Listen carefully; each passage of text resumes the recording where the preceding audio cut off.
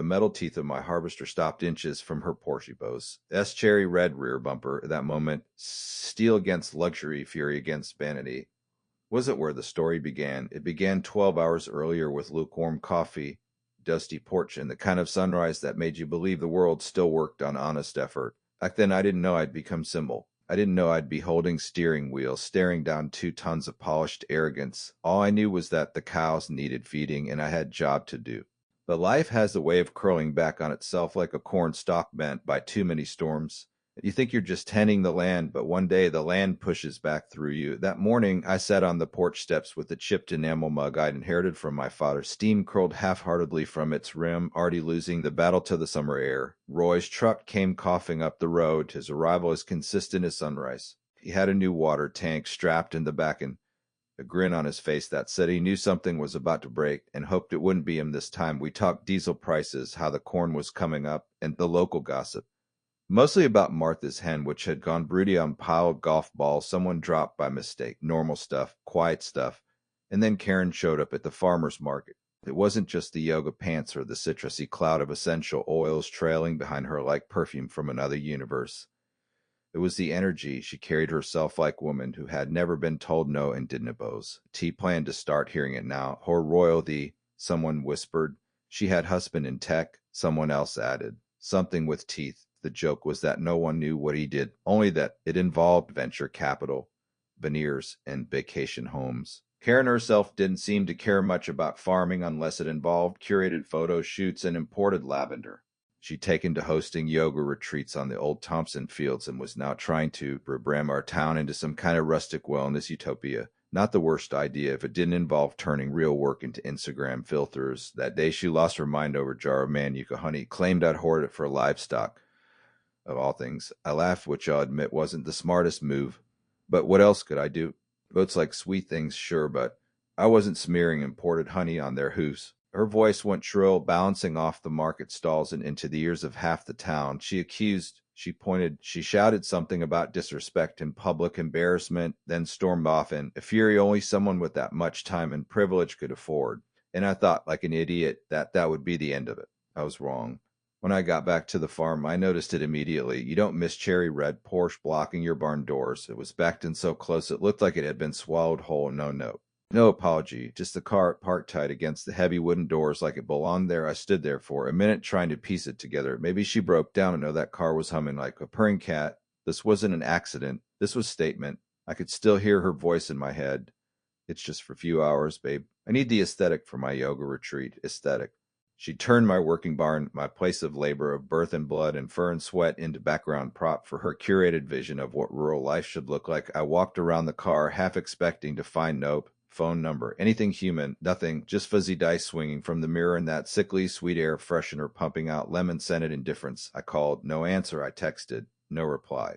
I walked across the fields to her camp, hoping for some glimmer of reason, only to be turned away by an assistant who looked like he got his conflict resolution training from a manual call to be polite but useless, so I paced. I muttered, and then I heard the cows. It wasn't normal sound, it was bellowing, deep, drawn-out, urgent, the kind of sound they make when the heat gets into their bones and the air stops moving. My barn had fans, but they needed air to circulate with the doors blocked shut. The inside was turning into an oven. I checked the temperature. It was climbing fast. Feed time was turning into a hazard, and that's when it stopped being petty. That's when it got serious. I called the sheriff, explained the situation. He was sympathetic, but the law was the law. It wasn't public road. I'd need court order. Maybe by Monday I had hours. At best, I called Roy. He didn't ask questions, just said, "You still got the big green beast gassed up." And that's when I remembered the harvester. It wasn't just machine, it was monster. A diesel-fueled behemoth I kept in the shed for the kind of days that meant life or death for my crops. Hadn't run in a few weeks, but it was ready. Full tank, blade sharp, engine purring like giant with bad intentions. I didn't jump in right away. I left note on the Porsche. Polite, clear, taped right to the windshield. I gave it an hour. I drove into town. I hoped she'd come to her senses. But when I returned and saw her under a canopy, sipping ice something and laughing with a ring of influencer types who all looked like they'd faint at the smell of manure, something inside me clicked. I called Martha. She used to be a lawyer back before she traded it all in for goat cheese and solitude. She knew every inch of agricultural law in the county. I explained everything. She pulled up the codes while I waited, her voice calm, sharp, surgical. "You're covered," she finally said. "Emergency livestock access, private land. Just make sure you film everything. And wear a nice hat." So I did. Roy brought lawn chair. Martha brought sweet tea and camera. The intern from the coop came too, phone already recording. I climbed into the harvester, hands tied around the wheel. The engine roared. I crept forward, slow, deliberate dance, almost the kind you do when every step is calculated but driven by something primal. The first touch was gentle, barely more than a kiss. The Porsche shivered. The second was less kind. Creak, crack, metal surrendering to inevitability. And still I kept going. By the time the doors were clear, the car looked like modern art sculpted in rage. But the barn opened, the air rushed in. The cows, dear God, the cows. They surged toward the breeze like salvation had just arrived. I parked the harvester, killed the engine, and stepped down. The silence was deafening, and in that moment something shifted. It wasn't vengeance, it wasn't spite, it was necessity. It was choosing life over vanity, function over facade. Later the town would talk, the internet would howl. But right then all I heard were the cows chewing contentedly in the shade, alive because someone had chosen to act. And I knew this was only the beginning. The sun hadn't even shaken the dew off the fields when I heard the scream, not the kind that calls for help or stumbles out in pain, but the kind designed to summon attention, to weaponize chaos. I didn't need to look up to know who it was. I was already knee-deep in hay, feeding the goats, their little hooves tapping impatiently against the slats, their eyes glancing past me toward the commotion brewing near the barn. I took my time, because some storms you don't rush into. You let them spin themselves foolish first. Karen's voice pierced the morning air like siren built from entitlement and citrus perfume. She'd returned. Probably hadn't slept, or worse, had. Either way, she was here now in her Porsche. Flat and warped, no longer car, but memory wrapped in expensive paint, stood between her and whatever illusion of justice she convinced herself she deserved. She marched through the gravel like the ground owed her red carpet, her designer flip-flops slapped with each step, punctuating her fury, raising little puffs of dust that made her cough between shrieks. "This is criminal." She yelled to no one in particular, but loudly enough to ensure the ducks waddled into the pond in retreat. The cows, fed and unconcerned, barely lifted their heads. The barn stood quiet, doors open wide, air circulating freely, life continuing without her permission. And that, I realized, was the part that stung her most. The world moved on. She paced in front of the wreck like she was auditioning for a reality show none of us wanted to watch. Phone out, camera flipped, tears dialed, and with perfect theatrical timing, "This man destroyed my vehicle," she wailed. "He's dangerous. Someone tagged my lawyer." She spun toward the camera, gesturing dramatically at the crushed hood like she was presenting prize on Twisted game show. The Porsche, for its part, said nothing. It just existed there in silence. Artifacts at arrogance meeting agricultural resolve. I leaned against fence post, sipping coffee that had gone cold but still tasted better than the bile in her voice. I watched, not because I enjoyed the scene, but because I needed to know what kind of chaos was arriving next. She noticed me finally, as if spotting the villain, and her story only now gave it purpose. She stormed over, filming the whole way. "You're going to jail," she hissed, eyes alight with the same fire that once justified Instagram rants and unjust parking jobs. "Do you know how expensive that car was? Do you know what you've done to me?" I didn't answer. Instead, I pointed calmly to the barn door, laminated and sealed. The printed law code flapped gently in the breeze. "Emergency livestock access clause." Highlighted, annotated, official, legal. She scoffed, lips curling like burnt ribbon. "That's not real law," she snapped. "My husband's legal team will have your farm. Do you understand that? We'll be lucky to shovel manure for a living once we're through." I walked away, not because I didn't care, but because that was the only move left. Logic wouldn't win this fight, and decency had already been steamrolled by Porsche wheels and pixelated egos. The real battle wasn't between her and me. It was between what she represented and what this land still protected. Before I'd made it 10 steps, I heard the sound of tires on gravel, news van, local station, then another. Word had traveled faster than I thought. The intern, probably still high on sweet tea and adrenaline, had posted the footage before breakfast, and now the media was hungry for whatever spectacle might follow. The reporters were polite enough. One asked for statement. I gave it simply. The cows needed air. The car was in the way. I did what I had to. She asked if I regretted it. I paused, asked the cows. Karen, meanwhile, gave 3 separate interviews, each one more theatrical than the last. She clutched her yoga mat like a prop, wore a new shirt that read "spiritual, not stupid," and claimed she suffered ESD from the sound of heavy machinery. She said the harvester had. emotional energy that triggered her trauma. Her voice trembled just enough to sound sincere to someone who didn't know her. But the internet knew her now. Clips of her meltdown played on loops. Someone auto-tuned her scream into synth-heavy remix that reached number on novelty chart. The hashtag Porsche and cake trended for hours.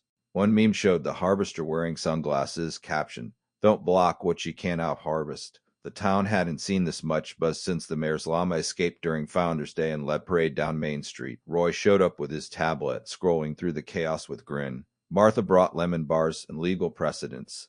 She'd found more clauses supporting my actions, some even more specific than the original one we cited. He'd indexed thresholds. Veterinary testimony, agricultural emergency exemptions. Karen's legal team didn't stand chance. But she wasn't trying to win in court. She was trying to win in the court of public opinion. That afternoon, the sheriff pulled up. He looked tired, not annoyed, not angry, just worn down by the storm cloud that had landed in his jurisdiction. He handed me a stack of papers from Karen's lawyer demanding civil investigation.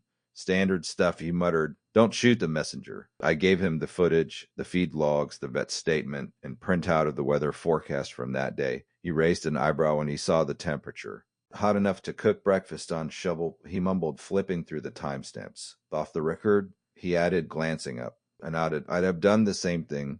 But Karen wasn't done. Not by a long shot. She escalated. Now, it wasn't just about the car. She claimed I used the harvester as weapon. Vehicular intimidation, she called it. Said she was afraid to leave her luxury estate. Then she tried new angle. Through the hoa, the same hoa she practically ran. The one filled with semi-retired executives and out-of-state money who, like their weekends quiet and their neighbors invisible, she'd ruled them like Bastel dictator, banning flags for clashing with the landscape and mandating silent hours that even the birds ignored and pushing for organic-only lawns because the weeds offended her chai. Now, thanks to her crusade, those same board members were fielding calls from reporters and lawyers. One of them called me quietly. "We're not backing her," he said. "She's acting alone, but she's dragging us with her." Still, she wasn't slowing down. She submitted a complaint to the hoa accusing me of violating noise ordinances and operating unauthorized equipment.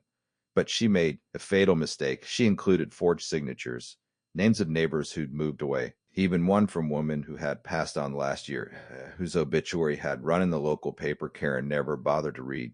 County clerk caught it, flagged it immediately, handwriting match. Dates didn't. The hoe was furious, not because of the spectacle, but because of the exposure. No one wanted to be linked to legal fraud, especially not the kind that went viral.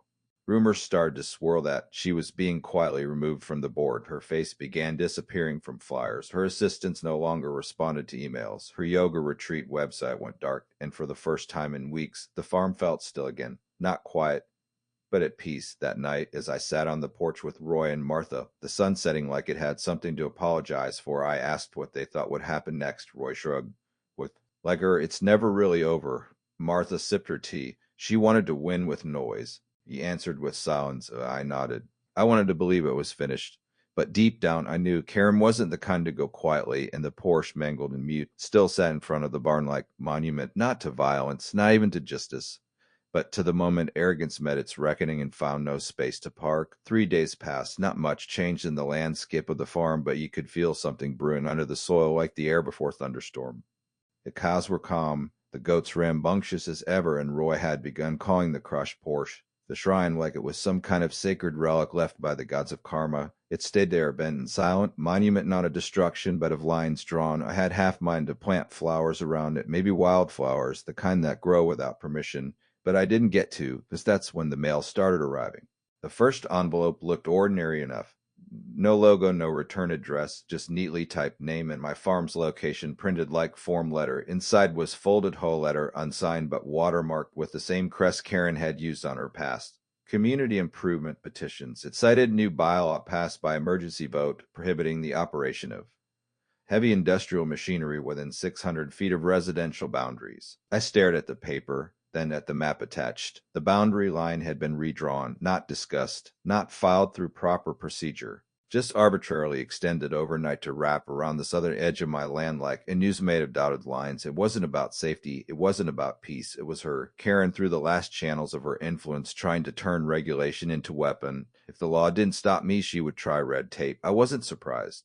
I was angry, but not surprised. What she didn't know, what she would never think to look for, was a small document filed in dusty courthouse 50 years ago. My grandfather had been meticulous about land rights. He filed for right-of-way access through that southern boundary when the whole property didn't even exist, and that easement had been grandfathered into every plat since. It meant that legally, no matter what the hoe claimed, I could operate farm equipment on that lane without restriction.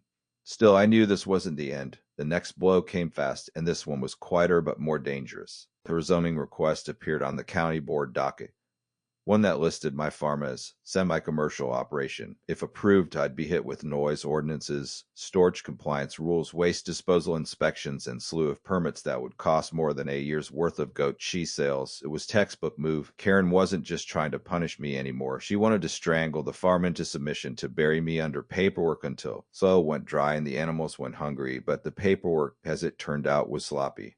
Roy's niece, who worked in the zoning office, flagged it the minute she saw the signatures. One belonged to former official who had moved out of state 2 years ago. Another was from property owner who no longer lived on their lot. The petition's dates didn't align with the official record. The ink was uniform across all lines. Forgery. I gathered the documents, made copies, and filed formal complaint with the county ethics board. By the end of the week, they launched an investigation. Every zoning request tied to the hoe was frozen pending review. Karen disappeared from public view soon after. Her yoga camp shuttered. The influencer circle scattered like leaves. Flyers bearing her face were quietly replaced with generic imagery. I heard whispers that she boasts. It had been asked to step back from her leadership role in the HOA, that her husband had pulled financial support from the community landscaping fund. I didn't rejoice. There was no pleasure in watching someone unravel. But I did feel relief. Like finally stepping into a room that had been filled with smoke for too long. The silence, however, didn't last. One morning before sunrise, I found a new envelope on my porch. It wasn't mailed, it had been slipped under the door. Inside was another complaint. This time from Karen herself, filed through third-party attorney. She was claiming emotional distress, environmental disruption, and this part made me laugh out loud, that my harvester had thrown off the spiritual balance of the land. Apparently, the machine's aggressive vibrations had disrupted meditative practice and caused a wave of negative energy to linger over the whole property. I showed it to Roy. He choked on his coffee. Arthur read it twice and highlighted the sentence about machinery-induced trauma. We filed a response with my insurance company, who dismissed it outright. They sent me a letter saying the claim didn't even qualify for review, citing lack of plausible causation and what they generously called unsubstantiated mystical consequences. Still, her tactics were working in one way. They drained time. Every document, every call, every appearance before the zoning board took me away from the fields, the animals, the rhythm that made the farm what it was. I started locking the barn earlier. Checked the fence line twice a day, even the harvester. My old green beast was parked under a tarp now, still powerful but quiet, watching, waiting. And then one evening, as the sun folded into the horizon, I saw a car parked far down the road, not close enough to be trespassing, but near enough to see the barn, the crushed Porsche in the house. Man stepped out, dark suit, leather shoes too clean for country roads. He stood there looking, then made call. He spoke with clipped, efficient gestures, then got back in the car and drove off without a word. The next day, I received a formal notice from a corporate entity called Sunwell Living LLC. Their proposal was clean, too clean. They wanted to build a holistic retreat center on the parcel of land bordering my southern pasture. Recently purchased, they noted, by third-party investor. The signature at the bottom of the proposal read, Richard Palmer, husband, so she hadn't backed off. She'd just changed tactics. If she couldn't ruin me through law or HOA policy, she would try to surround me, to suffocate the farm by turning the land into her vision. Curated paradise where nature was ornamental and silence was scheduled. I read the packet. It had architectural drafts, zoning requests, projected income models. Everything looked legitimate, but there were holes. No public notices. No consultations with adjacent landowners. The survey markers didn't match actual field lines. And most critically, the area they proposed to build on included slope that drained runoff directly into my irrigation trench. Any alteration to that would flood my field every time it rained. But I was ready. Months before, during the first wave of Karen's interference, I had filed for provisional conservation easement, programmed through the Agricultural Bureau that preserved land for farming and blocked incompatible development within certain buffer zone. I hadn't known then how badly I'd need it. But the inspector came, walked the fields, reviewed the patterns of animal movement and crop rotation. 48 hours later, the easement was approved, legally recorded, binding, in that buffer zone. It covered every inch of land Karen's husband had just bought. But I didn't stop there. I hired hydrologists. Roy's cousin, who owed me favor, and got full report on how their proposed filtration system would disrupt natural flow patterns. We included drone footage, historical flood maps, and diagram of the underground aquifer Karen's team had failed to account for. I sent it all to the county board, and just for good measure, I sent copy to the local newspaper within days. The backlash began. Yoga retreat threatens local farms' water supply became the headline that lit fire under everything. Animal rights advocates reposted it. Environmental groups picked it up. Even local Veterans Association chimed in, angry about what they called influencer colonialism. Karen tried to spin it. Issued press release full of recycled words like mindfulness and restorative intention. But then someone dug up video of her yelling at chicken for walking near her car. That clip aired on late night television. The crowd laughed. The moment was sealed. Week later, Sunwell Living quietly withdrew its zoning application. No press release, no apology, just vanished. That night, Roy brought root beer and we grilled corn under a sky smeared with purple. We didn't talk about victory. Just peace, just breath, just land returning to stillness. And then the next morning, as I walked out to check the goats, I found something taped to the harvester's mirror. No, 3 lines, written in rush ink on lavender stationery.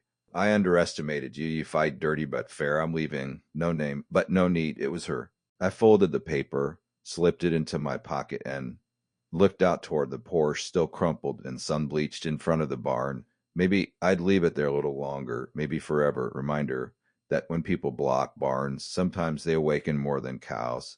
Sometimes they wake the land. The folded lavender note had been simple, almost elegant in its brevity. But I knew better than to trust an exit without Boris Lamb. Karen didn't just vanish. She dissolved strategically, like sugar cube in warm tea, leaving just enough sweetness to disguise the sediment she left behind. For a few days after the note, things were unusually calm. The cows grazed without incident, the goats headbutted each other with enthusiasm, and even the ducks waddled around like tiny diplomats of peace. Roy came by with Reiki didn't need to return, and six-pack he didn't intend to drink alone. We sat on the porch, the crushed Porsche visible in the near distance, sunlight glinting off its warped hood like some ironic trophy. Think she's really gone? He asked. I didn't answer right away. The silence isn't always absence.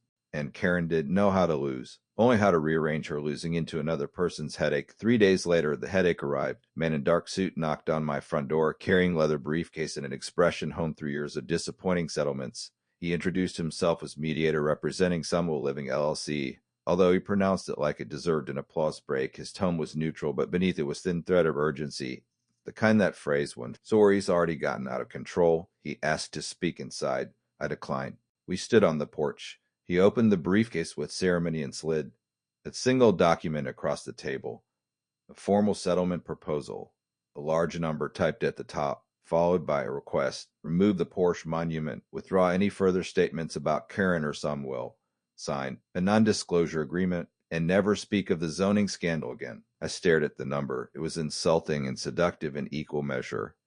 High enough to make someone blink, low enough to test your spine. They're trying to buy silence, Martha would later say, flipping through the legalese. And not even elegantly, I looked back at the man and asked one question. Why now? He hesitated, just flickered barely enough to register. But it was there, because this is the final offer, he replied. I didn't touch the paper. Instead, I wrote sentence on the back of Feet's store receipt and slipped it into the folder. I handed it back to him and said, tell him I've already been paid. My payment hadn't come in cash or equity or quietly inked contracts. It came in the form of neighbors dropping off baskets of eggs with thank you notes tucked between the hay, kids riding their bikes past the farm gate yelling, don't block the barn, like it was some kind of local war cry. One teenager even sent me hand-drawn comic called The Harvester Avenger, where I was depicted wearing overalls and cape, squashing evil sports cars with righteous wheels. I laughed so hard I nearly dropped my coffee. And then the sign appeared. It was nailed crookedly into new posts that hadn't been there the day before. Just outside my southern fence line, printed on foam board with faux wood grain edges, was a notice: private meditation access, do not disturb. The logo in the corner was unfamiliar but eerily similar to the branding Karen had used before. The path it marked led into the tree line, into the very edge of the property once tied to her failed Sunwell campaign. I followed the sign quietly, boots crunching dried leaves, heart steady with the kind of annoyance that comes from knowing ghost isn't done haunting you. There, tucked beneath a canvas tarp, was a small wooden platform built around an old oak, and sitting on it was A man in linen pants, cross-legged, holding a brass singing bowl like he was about to summon enlightenment from a speaker system. He didn't flinch when I approached. He opened one eye slowly like Monkin satire and smiled. Welcome, he said, as if this was his land and I was interrupting some spiritual apo. I asked him what he was doing on my property. He replied calmly that he was part of a new venture called Rude Awakening, satellite group inspired by Sumwell's mission. He explained, though now operating independently, he claimed they had permission to host Serenity stations near community boundaries and that Karen had provided consent before transitioning to another phase of healing. I nearly laughed. Instead, I told him he had 10 minutes to pack up his bowl, his platform, and whatever version of reality he was subscribing to before Roy and the cattle dog paid visit. The dog doesn't meditate, I added. That got him moving. He folded up the platform like it was part of the traveling circus, muttered something about low vibrational energies, and vanished down the trail. But it wasn't over. Karen had sold fragments of her failed retreat property to various shell companies and associates. Splintered land ownership that now bled across the southern edge of my farm. Some of them were legitimate investors. Others were just placeholders. But the effect was the same. Chaos by design, boundary confusion, trespassers citing obscure leases, flyers nailed to trees advertising, eco-experiences, and energetic field work that conveniently brushed up against my irrigation system. I called the county, filed every complaint I could. They responded, slowly but firmly, launching an inquiry into the zoning and sales structure. But that would take weeks. I needed a message that wouldn't wait. So I rolled out the tractor. The Porsche had sat long enough, it had become more than a wreck. It was storing metal. I towed it gently like relic being moved to museum and parked it dead center on the southern boundary. Between two tall trees, I had local welder bolt it to steel base plate. On top of it, I mounted a hand-painted wooden sign. Block this barn, now guards the land. Below that, smaller text. Private property, keep out. This machine has history. Within 48 hours, it became roadside attraction. Someone made Google pin called Porsche Gate. Tourists stopped to take selfies. One guy brought drone. Another lady left a little bouquet under the bumper like it was memorial. But then came the final play. Another man in suit. Not the first, not the last. Showed up one afternoon holding an envelope with gold-foiled seal. This one didn't knock. He left the envelope on my porch, took a photo of the delivery with his phone, and walked away like a ghost courier. Inside was a revised settlement proposal. Same tone, slightly bigger number. This time it was more aggressive. They wanted the Porsche removed permanently. They wanted the monument taken down. They wanted signed confirmation that I would disengage from narrative built-in. They didn't use the word silence, but every sentence screamed it. I didn't even write back. Instead, I hosted barbecue. Local Agriculture Week was coming up, and Martha had the idea to include community awareness booth. We parked the harvester near the main tent, decorated it with streamers, and printed a banner that read, Emergency Response Vehicle Farm Edition. Kids climbed into the seat and mimed running over sports cars. Parents laughed and swapped stories. One old-timer said, that thing has done more for this town than any mayor we've had. I gave short speech, just few words. I thanked the people who'd stood by me. I told them farming wasn't just about growing food, it was about protecting the roots, literally and figuratively. And I ended with a line I had in plan. When they try to pave over what matters, it's not noise to push back, it's necessity. Roy handed me cold drink. We stood watching the sunset spill across the pasture. The barn glowed gently behind us. The air was cool, and somewhere far off, the sound of a distant car told me the world hadn't stopped spinning. But here, just for now, it felt like something had settled, not ended, just shifted. Roy toward the road. You think she'll ever come back? I watched the fields, the wind moving like breath through the grass, and said quietly, maybe, but it won't be hers anymore. Oh. And we stood there in the slow, powerful silence of people who had refused to be moved. It had been 3 weeks since Karen disappeared from the radar. 3 weeks of unbroken sunrise, of goats being goats, of cows chewing like philosophers under stretch of clean sky. The Porsche remained rooted at the edge of the southern boundary, bolted down not just as a monument but as a warning carved in chrome. The local kids had taken to calling it guardian, as if it were some mythical creature tasked with protecting the land from the return of the absurd. I didn't mind. Let them make stories. Stories were how towns like ours passed down truths, quiet ones, not always written, but that silence wouldn't last. I knew it. Some people don't just leave. They withdraw like armies waiting for the next hill to take. And one morning, while feeding the chickens, I spotted a new sign staked into the soft dirt just outside my fence line. Healing Circle begins here to read in brushstroke fonts too gentle to be innocent. The logo in the corner was different this time, not rude awakening, but something equally fake. Circle Field Collective. The words Land Partnership Approved sat underneath, which meant nothing legally but sounded official enough to passerby. I followed the arrow through the trees and found small domed tent nestled in the brush, made of canvas and smugness. Beside it, a middle-aged woman with a pixie cut and a clipboard sat cross-legged with a Bluetooth speaker softly playing the sounds of wind chimes. She looked up, serene, like I was interrupting a communion with the soil. Namas, she said, mispronounced and weaponized. I asked her why she was here. She smiled like I'd asked what color the sky was and told me the land was part of shared vibrational network established through community donation and spirit leases.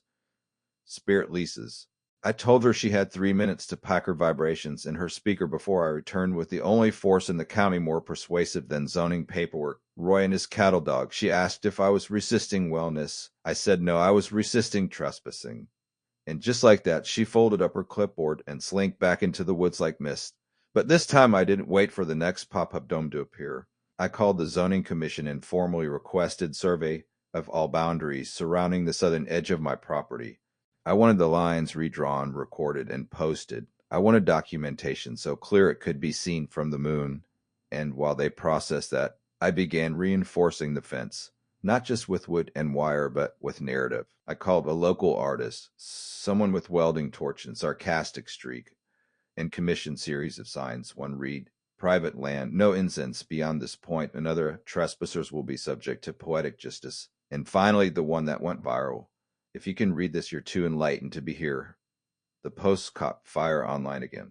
People remembered the harvester story, the Porsche, the whole battle.